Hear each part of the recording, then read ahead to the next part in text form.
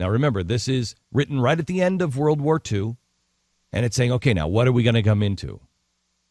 So it talks about a managerial revolution. A managerial revolution. Another book that is gone, and that's the topic of tonight's program, a managerial revolution. Basically what that means is technocrats run the world. Who's running Europe right now? Are they elected politicians? No. You'd say the EU and the IMF. The IMF, and who's the guy running Italy? A technocrat. He was not elected, and nobody's saying anything.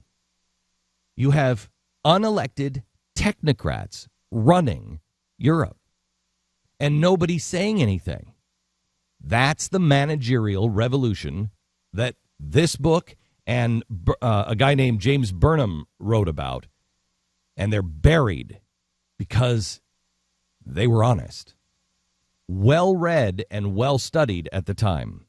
So the first part is managerial revolution, the first intelligent attempt to understand what is coming that I have seen, says this writer, Stuart Chase. Many more studies will be needed before the mystery is cleared up on what this exactly will look like and what we will call it. But we are going to lay out something called X, which is displacing the system of free enterprise all over the world. If we do not yet know what to call it, we can at least describe its major characteristics. And here is what is replacing free enterprise. And it says free enterprise into X. Tell me if any of this sounds familiar. A strong, centralized government. An executive arm growing at the expense of the legislative and judicial arms. In some countries, power is consolidated into a dictator issuing decrees. The control of banking, credit, and security exchanges by the government. Is that happening? The underwriting of employment by the government. So in other words, growing the federal worker list, either through armaments or public works.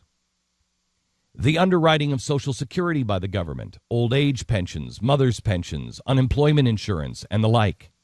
The underwriting of food, housing, and medical care by the government. The United States is already experimenting with providing these essentials. Other nations are far down this road. The use of deficit spending techniques to finance these underwritings.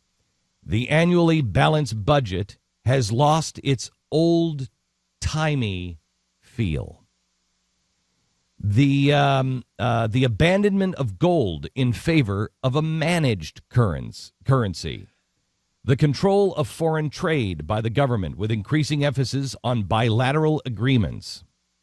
The control of natural resources and an increasing emphasis on self-sufficiency.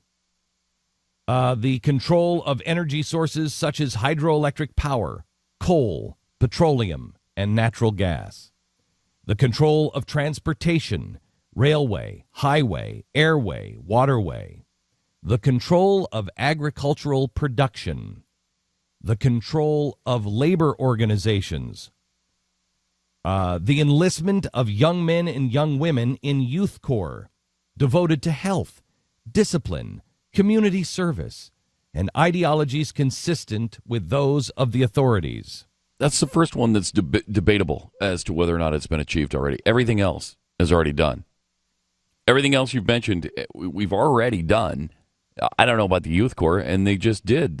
Wasn't it a FEMA youth corps we talked about? Yeah. Fairly recently? Yeah. So you could almost say that one is... It's the FEMA Work Corps. It's the AmeriCorps.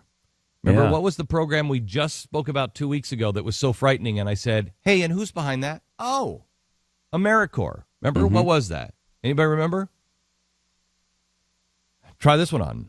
Heavy taxation with special emphasis on estates, meaning what you leave behind, your will, and incomes of the rich.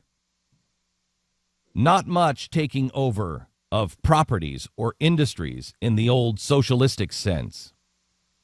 But the formula of the future is control without ownership. It's interesting to recall the same formula is used by the management of great corporations in depriving stockholders of power. And finally, the state control of communications and propaganda. What do you say? The only thing that hasn't really been done is the youth. Now, let's go over just a couple of them. The strong central government, absolutely been done, and we're now getting to the point to where the states have no rights. And at the top of the hour, I'm going to tell you about Common Core. It is the end run around the state. It is the death knell to the state constitution and the state control of your children. It is also the death knell. When we talked last night to one guy who is a child psychiatrist and a psychologist, and his job is to get into the minds of children, and they do it by asking, I think, 44 questions. What you will see, I mean, this is just one corporation and all of the items that they're going to be finding out about your children. How many pages is 50? All of the items, small print, all of the items that they're going to find out about your children. This guy said, and he thought I was a conspiracy theorist. This guy said, you have no idea the power of that information. You have no idea. He said, I asked 44 questions. He said, I have to be an ethical man because I could manipulate that family like crazy.